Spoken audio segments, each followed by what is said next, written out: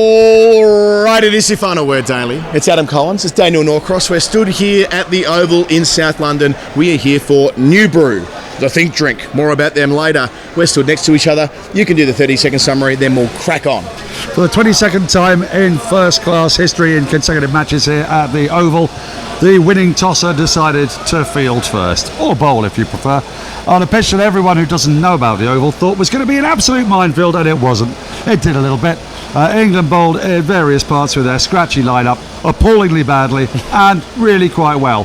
There were some ripper balls to take out a couple of wickets. There was the craziest run out I've ever seen in my life.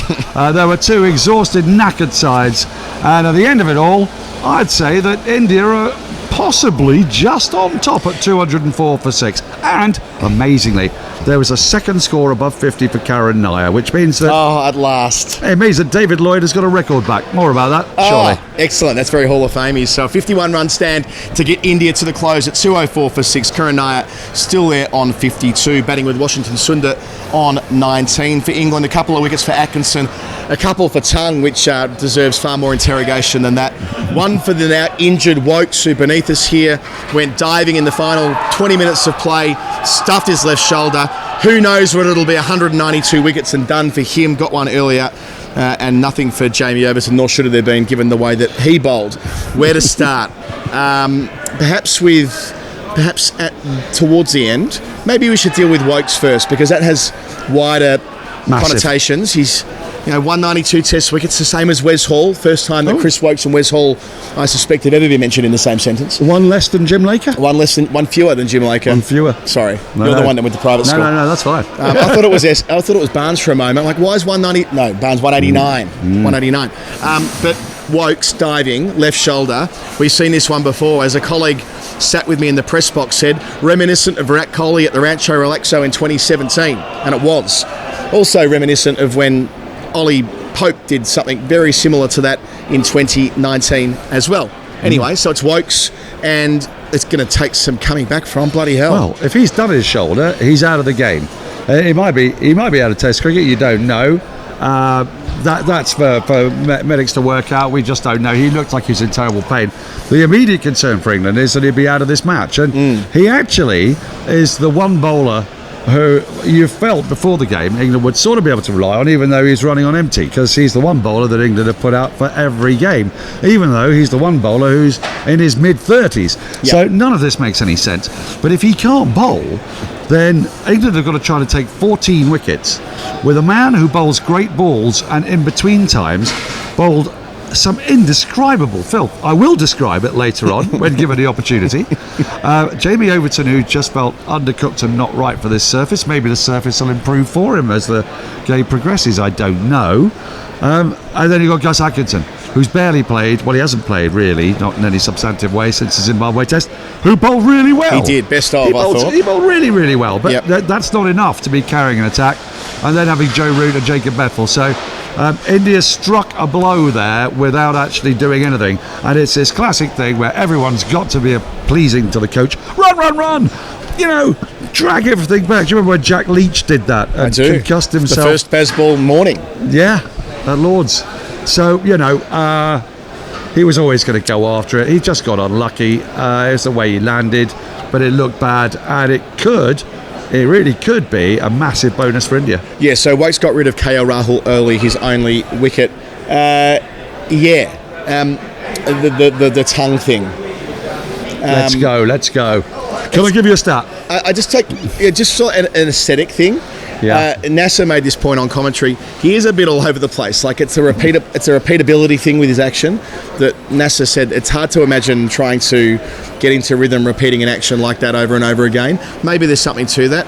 Maybe it's just like straight up old-fashioned nerves returning to the Test side in a kind of do or die clash to a certain extent. Of course, England rustiness. Yeah, they don't bowl an awful lot when they're not playing in games these days. Professional bowlers, and they're back to back, so you're just bowling in a mitt. You know, I think there's a bit of that. But look, he gave us some delights. He bowled two, probably the two best balls of the day. By far. So, absolute rippers. Amongst all of that, you want to skip past, you can skip past, mate. It's all good. There's room on your side, Stu. We've got, what was it? So Tung getting Sai Siddharthan from absolutely nowhere, who was batting quite nicely for 38 to that point. Surrey's own. The final word interview. Go and watch it. One of 5 Surrey players playing in a test match here today, and there were 2 more playing in Bulawayo. And then Jadeja, who has been India's most important batsman for a period of time now. He has been as important as anyone in the Indian team, finding his edge as well with a borderline unplayable. So for all of the utter filth, and boy oh boy was there some, he's managed to still rip out. So if you had said at the start of the day, Josh Tung will bowl 13 overs, 3 maidens, 2 for 47. You take it. You would shake everyone's hand for it. You go, that is a perfectly acceptable return. Well, that's the thing, Kohli. If he's going to take wickets, then we can just giggle a little bit at the wides. Yeah. I'm not bagging him. I'm not having a go at him here. But it was amazing. I mean, England broke a record today. Okay. Most number of wides in the first 29 overs of a test match. They smashed it. They gave away 15 runs in wides after 29.2 overs. The fact that this is Usain Bolt at Beijing. It is Usain Bolt. You're going to break a record. Yeah, absolutely. Is it Ben Johnson at Seoul? Yeah. Is that what happened last night? Were they out on the bags or something? Probably not. He bowled. Probably not, because they're Test cricketers. Why would they? There were only 6 actual wides. The others were because they went for 5 wides. Yep. And a couple of extra wides.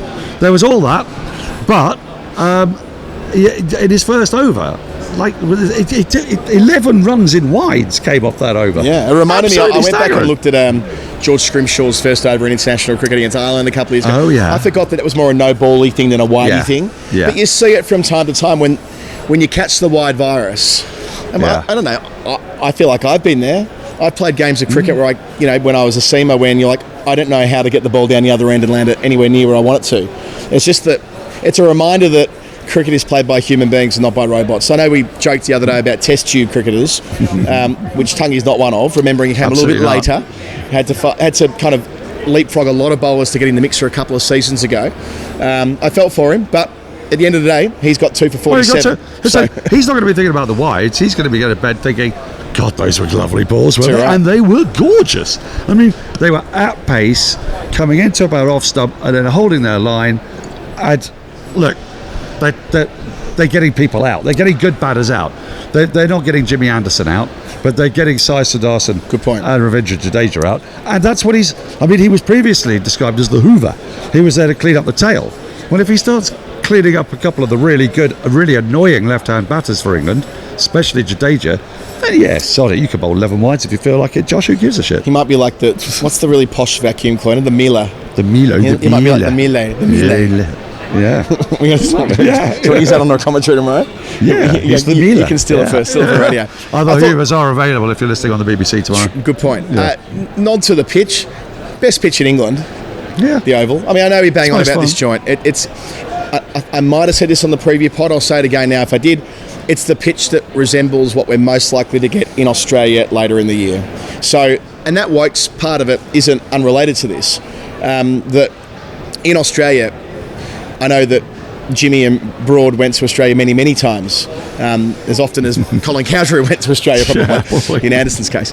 But I do wonder how important Woakes might be in those conditions.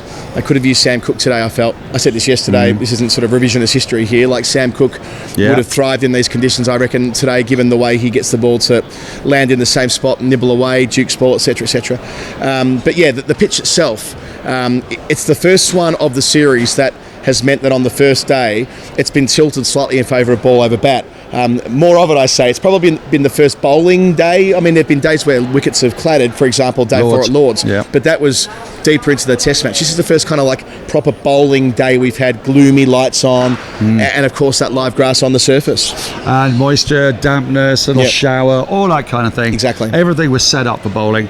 And you kind of think that the sadness here is that someone like, say, Jofra Archer, it would have been great to see him bowling here. It would have been great to see Ben Stokes bowling out here, actually, as well. I think it's the sort of surface that he would have loved.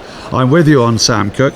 I also thought that Woakes went to the pavilion end too soon. We've watched a lot of cricket here, and this is the Dan Worrell end. It sure is. It's called the Vauxhall end, but it's a Dan Worrell end. And I think Should we put up a plaque? Yeah. Should we put, if they win the comp this year, and Surrey are one step closer to that today. After victory over Durham. Should we put up the plaque?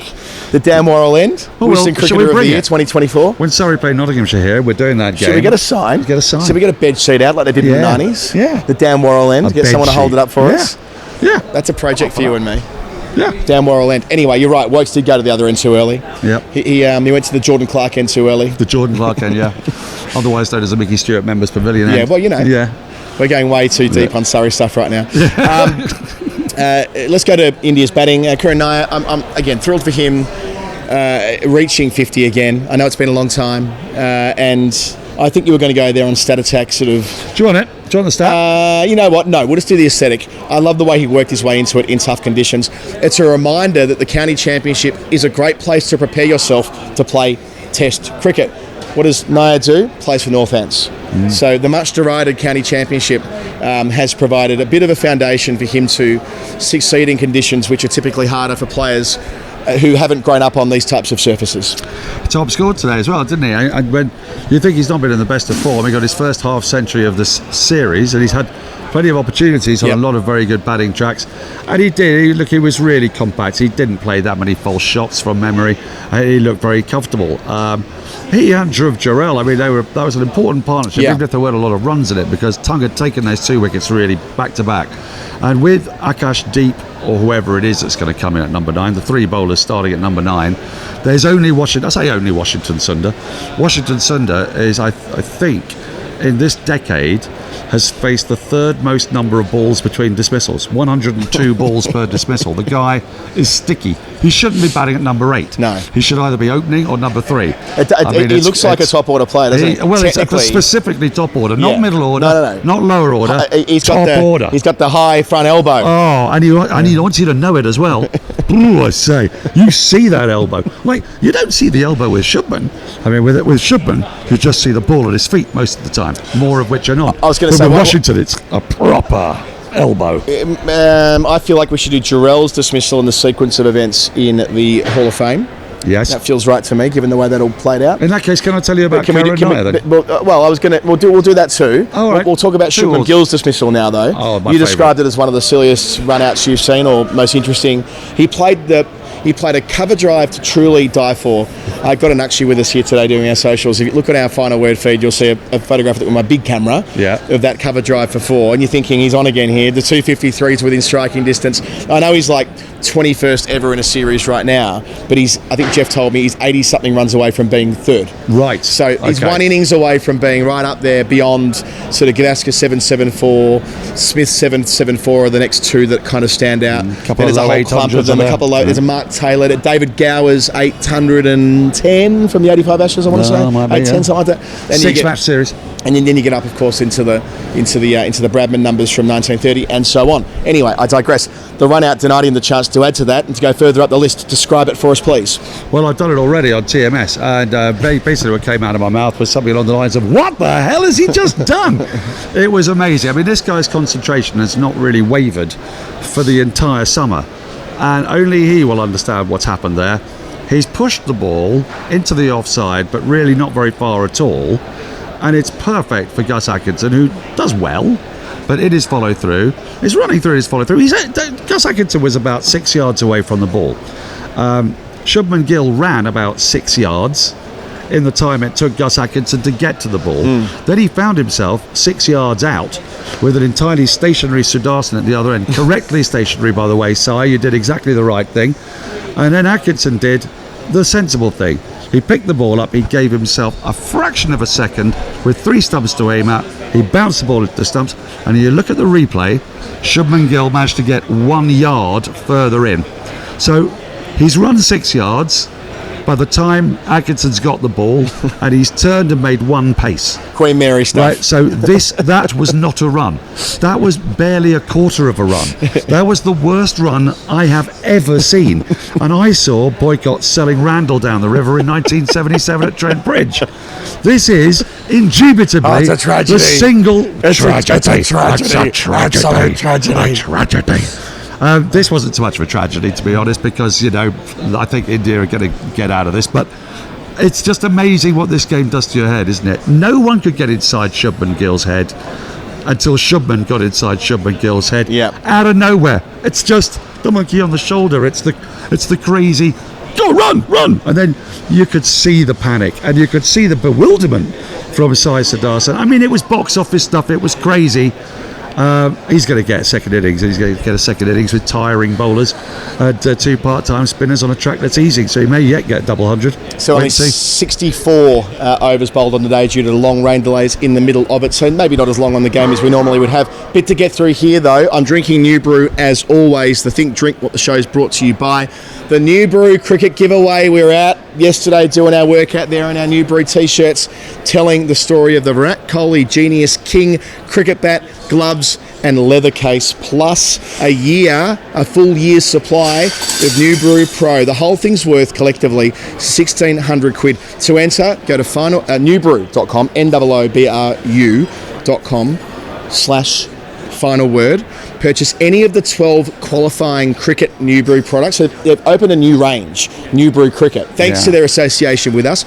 Any of them, the qualifying products will show you how many entries you get. From there, the more you buy, the more entries you got. We'll draw it out the hat the way you go. You still get your 15% discount because you're a final word person. So you're already getting a discount and you're going in the draw for a bat that feels an absolute dream to pick up. The products we are featuring today is the Ashwagandha. I'm going to struggle to get through this. The Ashwagandha Cricket. Match nerves, life stress, or just feeling a bit wound up. Better than Ashwagandha. That combines 1,000 milligrams of ashwagandha with vitamin C, B6, B12 and D3. Among my favourite 3 bus routes. Oh, lovely. Yeah. Maybe. Yeah. To help you feel calm, balanced and emotionally resilient. Could you do with feeling more emotionally resilient after being up with Jeremy Coney till 1:30 last night? Yes, I really could actually. My emotional resilience was at its lowest ebb this morning. Jeremy came in this morning and says, it's to the effect of, yes, first night, 1:30, lots on the television, dancing, singing. Sounds like it was a fun night. It was a fun night. Glad it to hear always is. So you can perform without the pressure getting to you. This is a big thing for me. And I've got an interview tomorrow with someone about these matters as well. And Noobru, anything that can help with me on that, that's why I drink lots of it. It has over 3,000 verified reviews online with an impressive 4.9 stars out of 5. Winners announced at Wormsley. Come to Wormsley, 18th of August. Our podcasts are playing against each other. I know that Daniel appears on the final word more than there are episodes made of Zero Ducks. Correct. And I know that, that relatively speaking, we have more listeners than you probably. I don't want to denigrate your pod. It's just the reality of us being around just a wee bit longer. You've got to come down. Wormsley, Marquee, 90 quid. You know what? Probably 80 quid. Send me a text. I'll give you the offer code. Send me a WhatsApp or send me a message on social media. I'll get you in there 10 quid cheaper. Take the day off work. We've got big names. Toby Tarrant, who hosts with you. Stephen Finn, who played for England many times. Sam Robson, playing for me, who opens the batting for Middlesex and has a test century. Alex Horn from Taskmaster. Finn Taylor, who might be the funniest man on the planet right now. Certainly the hottest comedian. Well, he'll be vying with Andy Zaltzman, who's also going to be there. Andy Zaltzman is playing. Test match special statistician who gives Daniel all the good oil. Kate Mason from TNT and many other broadcasting outlets. Matty Floyd from Sky Sports and many other places as well. Jeff playing. I'm playing. Some listeners are playing. It's going to be a great day. Wormsley's a gorgeous place. It was built as like a trauma response to a horrible thing that happened in the man's life. But we are now the beneficiaries of this great ground. We've got it for mates rates. Please be there. All in association with Noobru. And that is the day, all things being equal, where you will find out who has won the Kohli bat. Noobru.com/final word. Get in the draw. Win the blade. Back in a sec with the Hall of Fame. It is the Final Word Cricket Podcast. It is a daily. Adam Collins and Daniel Norcross. A reminder, because we forgot to do it yesterday. NordVPN. After what happened last week with the national government and needing to prove that you were 18 online, how did you prove you were 18 online, Daniel? How did you do it? I simply sent them a message using my very fruity voice. Did you scan your face? No one under 18 can do this. Well, at some point I'm sure you'll have to prove your validity, and I'm not trying to cast aspersions on you. It's just the way things are. NordVPN and all VPNs around the world had a rather a surge on their activity. I'm not saying that's why you should get it. It's just the thing that's going on at the moment. NordVPN, easy to use. Connect with one click or enable auto connects for 0-click protection. 126 countries.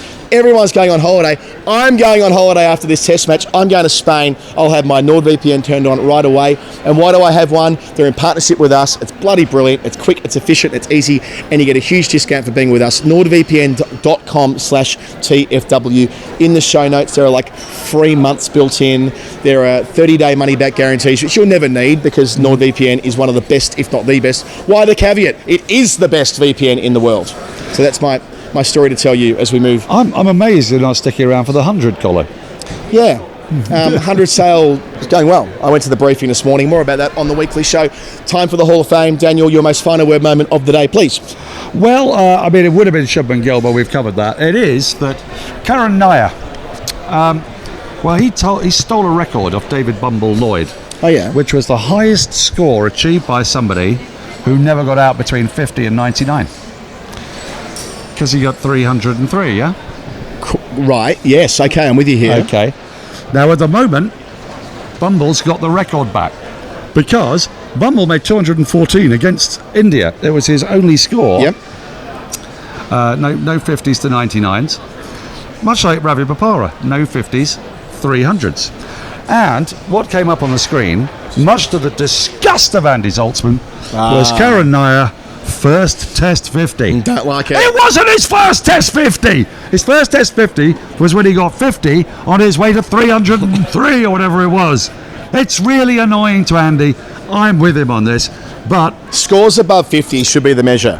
It scores above 50. And he's now got 2 scores above 50, of which one is 100. Exactly right. Whenever I've worked with Zaltz, he uses that formulation. All scorers worth a pinch of shit do. Yeah. And he's certainly worth that and more.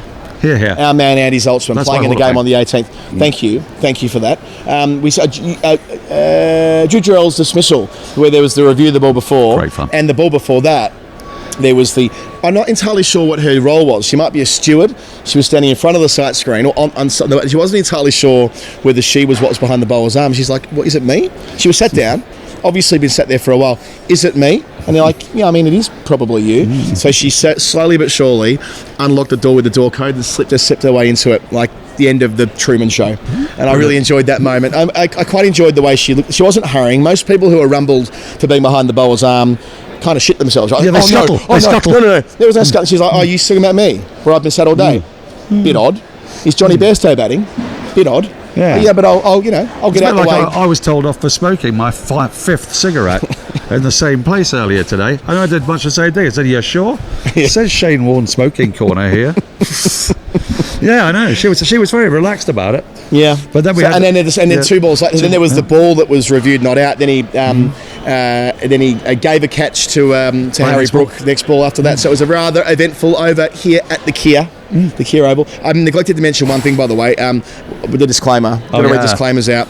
The Virat Kohli King Genius Bat giveaway, UK residents 18 plus only, and it runs until the 18th of August. Qualifying purchases earn entries automatically. Different products earn different entry amounts, but the more you buy, the more you get, or more entries you get. No purchase necessary. Postal entries accepted. Full terms, noobru.com/final word, which is a place to go to get yourself in the draw. Thank you so much for watching. Daniel will be back tomorrow with Cameron Ponsonby returning to the podcast. He can't do Saturdays, he's busy playing cricket. I can't do Fridays, I'm busy parenting.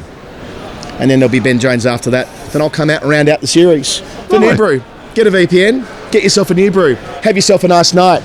Honours even on a interesting day here at the Oval. Good night, Daniel. Good night, Kohli.